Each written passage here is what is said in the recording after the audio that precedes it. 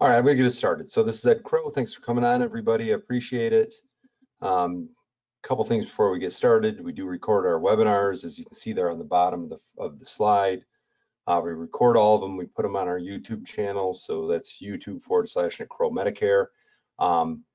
My kids are really rude to me about this. They tell me that like Mr. Beast is this guy who does video games and he has like 21 million subscribers and I have like 2,000. So they make fun of me a lot. So if you can subscribe to the channel, that'd be cool. So I'm supposed to say it in a really cool way, like smash the subscribe button.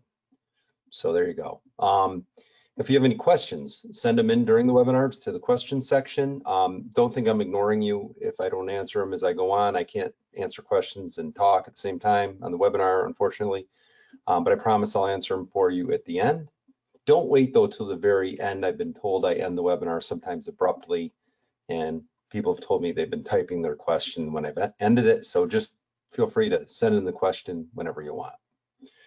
Okay, having said all that, we're going to go over MA and PDP commissions today. I made this presentation last Wednesday and had to change it since because everything's changed since. It's going to make things a little interesting when we go through this today, but here we go. So there's two scenarios for commissions now. I have scenario one. I'm going to get into detail on both. This is just the kind of agenda. Scenario one is all the rules CMS proposed, which I'm sure you're familiar with those at this point and all the things that changed. Scenario one is that goes through and is applied, and that's what we have for 2025. Scenario two, which looks like the more likely one now, is that the recently awarded stay, meaning there was a lawsuit, the judge agreed that everything should stay the same until the lawsuit is settled. So he put a stay on all these actions by CMS, which means it basically puts it all on hold. So that stay was awarded until the lawsuit is settled. So the more likely scenario is nothing changes, that things going into 2025 will be the exact same as they are now. But who knows at this point? As I mentioned, I'll answer questions at the end for you, and I already gave you the whole spiel about the webinar being recorded on YouTube. Okay, we'll do scenario one. So as you know, with scenario one, CMS in the final rule, they proposed a whole bunch of new stuff. That was slated to go into effect. It looks like it was going to go. I've been doing webinars on it. So commissions for 2025 basically would look the same, still have the states with higher amounts like DC, Connecticut, PA, New Jersey and California would still be higher amounts. The rest of the states would be in the national bracket, but there'd be an additional $100 added to every initial sale and $50 added to every renewal. So, you know, it really took the increase, which CMS had an increase, a small one like normal from 24 to 25, but then they tacked on the 150, which made the commission substantially higher. So you had a fair market value increase, which was like the normal, and then tack the 150 on top of that. So, you know, their commission numbers reflected both of those things. So if we look at that, going to scenario one, if CMS with their rules they're proposing have their way, what's going to happen is this is what commissions look like. As you can see, California and New Jersey, big jump, because you're adding that extra $100 on the initial and the $50 on the renewal. So, you know, as you can see, I don't know what percentage those are, but they're pretty high. So see the increase there. You can see the increase for Connecticut, Pennsylvania, and DC. And then you see the increase for Puerto Rico and US Virgin Islands. I don't know why I waited to put the national slide on the last one, but it's going to be next. There you go. All the other states increase there. And again, because of the 150 added to the commission. So the 150 was also added to PDP commissions. So not necessarily a good thing. I'll explain in a second. But it creates a massive increase in commission on PDPs because you have the normal commission, plus you're tacking on $100. When it renews, you're tacking on $50. So you can see the huge jump in max commissions for PDPs. The negative about this is that CMS, when they wrote this up, they said the extra 150 had to be paid on MAs, and they said it also had to be paid on PDPs. So the problem with that is the carriers don't want to do that. Obviously, the math doesn't work. I mean, they're taking on tremendous additional cost on drug plans this year. They're going from paying 20% of the drug plan cost to paying 60% in 2025. So huge increase. And then they're being told that if they're going to make a drug plan commissionable, they got to pay the normal commission plus the extra 150. And it's anticipated what they will do to avoid that is just make the PDP products non-commissionable. Then they won't have to pay any of it. So when CMS wrote it up, they might have thought that was a good thing, but they didn't think, I don't think, of what action the carriers would take, and that action would be PDPs wouldn't be commissionable at all, because that way, if they just say it's non-commissionable, they don't have to pay commission, and they don't have to pay the extra money. Again, if there's questions, just send them in to me. Happy to answer them. So again, if the CMS rules went through as is, it looks like marketing money wouldn't be allowed by any source. That's from carriers, uplines, anybody else. Anything that would be considered a reimbursement or any kind of extra compensation would not be allowed. There'd be no HRA fees. Part D plans, most of them likely, if not all of them, would be non-commissionable for 2025 to avoid paying that extra money. And then overrides would have to be changed for uplines like ourselves. They wouldn't be called overrides or admin fees anymore. The carriers would have to get creative, and in that, the carriers would substantially, 30 to 40% reduction in the amount. So for us, that'd be a 30 or 40% reduction, decrease, or 30 to 40% revenue decrease. So that's what that would look like if things go through as they were proposed, which is what I was ready to talk about when I built this last Wednesday. But now the new news this week is scenario 2. So again, you had uplines who filed a lawsuit against CMS. They only filed the lawsuit for one thing. They said the lawsuit was just pointed towards overrides and said CMS didn't have the authority to keep companies, to make the insurance companies not pay overrides. So that was the full scope of the lawsuit. So the judge that looked at it said that he agreed, and he said he'd put a stay on this because it would be detrimental to the industry. So he put a stay and said the rules won't apply until the lawsuit is settled. But he expanded it to everything. He said not only is the stay put towards overrides, but I'm putting the stay towards all these rule changes. So it basically has froze everything. And that's why we have scenario 2. So if everything is frozen and that stay holds and the lawsuit isn't settled, then we're going to go into 2025 under the same rules, the same stuff, same compensation rules we have today. So it means the new rules wouldn't be allowed until a final judgment's made. That means nothing would change. So HRAs would still be allowed. Marketing money would be allowed. Overrides will be paid. The negative about this is the 150 was a new thing. That is part of the stay, so the 150 wouldn't be paid. Now you're asking, or you might ask yourself, well, what about the carriers? It's been all over the board this week. I've had one carrier say, yep, they're just going to do everything I listed here. They're just going to do regular 2024 rules and go business as usual. I've had another carrier I've heard say they're only going to pay the extra 100. They're still going to pay the extra 150, but only on Advantage, not PDP, but they're going to pay PDP commissions. And then I've had a third one say they're just going to go with what CMS says. So your guess is as good as mine, what is going to happen. But it's one of these two scenarios. But unfortunately, what I'm hearing right now is it might be a mix of some of them too, which I don't think is possible, but that's what I'm hearing. So anyway, if the stay holds up, which it looks like it will, like I said, things like HRAs, marketing money overrides would be allowed. There'd be no extra 150, unfortunately. That wasn't the intent of the lawsuit. Like I said, the judge expanded the scope of it with the stay. And that would put you then to commissions like you're used to, meaning just a small market value adjustment, fair market value adjustment. So you back the 100 and the 50 out, and that's what your commissions look like for 2025.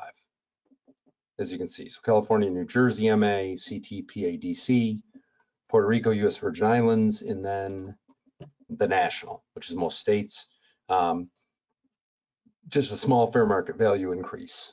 And then PDPs, the 100 would be taken out, the 50 would be taken out, and so you just have a small increase in PDPs of 100 to 109, and then 50 to 55 on the renewal. And PDPs are national, they're not broken up by state. I do see some questions coming in, and I am going to answer them in just a minute. I only have 3 slides left. So, okay, how about how commissions pay? not the amounts, but how do they pay? That hasn't changed. It won't change at all. Still works as follows, and this gets very confusing for people, but if somebody is brand new to Advantage, new to Medicare, and they take an Advantage plan, there wasn't a Part D plan in place because maybe they have drug help and they got a Part D that was auto-assigned to them. If they just take an Advantage, new to Medicare, first plan they got, it's full commission, and the key is it's not prorated. So if you write somebody for 12/1, you're getting the whole commission, no pro rata, and the renewal will start in January. So you kind of get double paid in that scenario. Now, here's the tricky one, and people always question this. Hey, I wrote somebody that was brand new to Medicare. I put them on an Advantage plan. I got the full commission, but it was prorated. So meaning, I wrote them for a 3/1 and I only got 9/12 of the whole commission. That's because it was prorated. So they were only enrolled for 9/12 of the year. So you got 9/12 of the commission. The reason for that is because if they had a PDP in place, maybe again, they were auto-assigned one, or who knows the reason. But new to Medicare, but there was already somebody snuck a PDP in there before you wrote them the Advantage. That is going to trigger full commission, but it's going to trigger a pro rata on that commission. And then obviously, if somebody's MA to MA, they have an Advantage, you move them to an Advantage, it's going to be a half payment, the renewal payment, and it's going to be prorated both. So you write somebody, move somebody from one MA to another in December, you're getting 1/12 of half a commission. The only good news there is the renewal will start as earned in January. If I have questions on this slide, please send them in. Okay, so overall, some of the carriers, I should have said some there, some of the carriers have already started to plan on everything being the exact same as it is now. They saw this stay that was given by the judge, and they are moving forward, business as usual, nothing changing, nothing going away. It's just going to be like it is. So I think that's going to be the scenario. When will a judgment be made on the lawsuits, a decision on the lawsuits? Because this stays only good until a decision's made on the lawsuits. Who knows? I don't think it'll be until into 2025. And then the other wild card out there is, are some of the carriers going to just, even though there's a stay, are they still going to follow the CMS rules? I don't know. I know it's been requested that CMS republish the max commissions. I don't know if they're doing that or not. So I'm not really sure what that scenario is going to be. That's what I got. Thanks for joining. I'm going to look and see if we have any questions. Just a reminder, we have ACA contracts now. We have good ones. We have it with overrides, with bonuses. Feel free to talk to us about it if you'd like. Full commission, no reduction, and in many cases more, because we have an override available on carriers we can give you. We have them nationally. So people using the national, using the Health Sherpa for the national states, you can do that. It'll still work in the states that have their own exchange, like Connecticut, for example. So we have those contracts. And then we have a really unique Delta Dental standalone product approved in all 50 states. So definitely talk to us about that too. No waiting periods on major services. It's 50% from day one. Benefit max carryover. No missing tooth exclusion clause. So really cool contract. Let's see if we have questions. Somebody said, will this impact the 2000 limit on RX? No, that is separate legislation. So the $2,000 cap on RX, which has big implications because it's a $2,000 cap, but also it shifts cost on the carriers from them paying 20% once the cap is hit to paying 60%. So it's a massive increase in cost for them. That is separate legislation that is being challenged as well. Who knows what's going to happen with that? There could be an injunction or stay on that as well. So that might not come to fruition either, but we don't know yet. But it is separate from the final rule. Okay, another question. Given that many carriers have announced they will no longer pay comp on HRAs, do you think they will reverse their decision to pay out on the HRA if the stay is upheld? Same question about marketing reimbursement. I mean, that's a great question.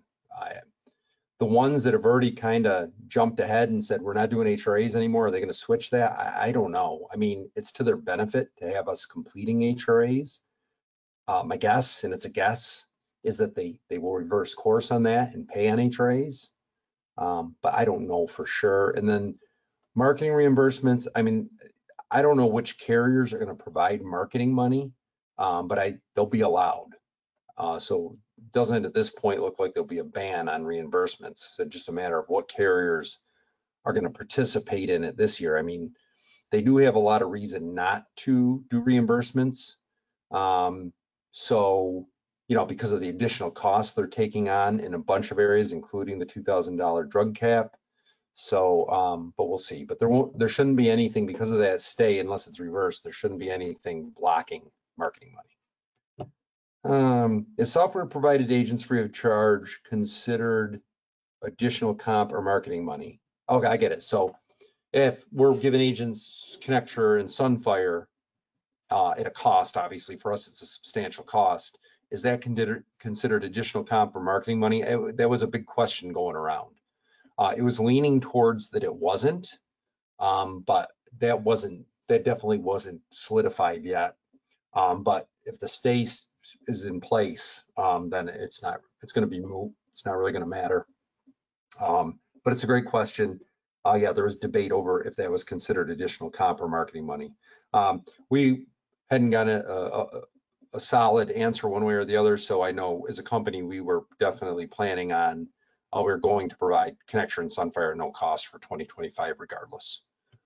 Somebody asked another question. Let's see, will Crowe & Associates still have the $500 per month marketing money still available? Yeah, that's the $500 a month is a Crowe funded. That's not carrier money. That's ours. So unless the stay gets reversed or something unexpected happens, which seems to every week, but unless something unexpected happens, yeah, we plan on having the $500 a month reimbursement. I don't see any reason why that would go away. And like I said, unless we get some huge surprise.